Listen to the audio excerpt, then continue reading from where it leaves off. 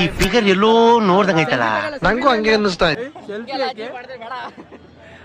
ಇವನ ಹೆಸರು ಶಿವು ಅಂತ ನೋಡಿ. ಹಿಡಿಬೇಡ ಮಾರ್ಯ.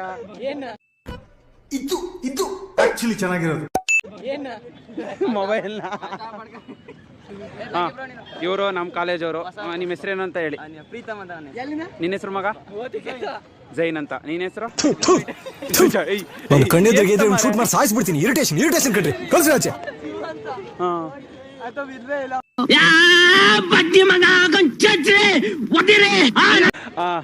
ಮತ್ತೆ ಇರಪ್ಪ ನಮ್ಮ ಟೀಚರ್ಸ್ಗಳು.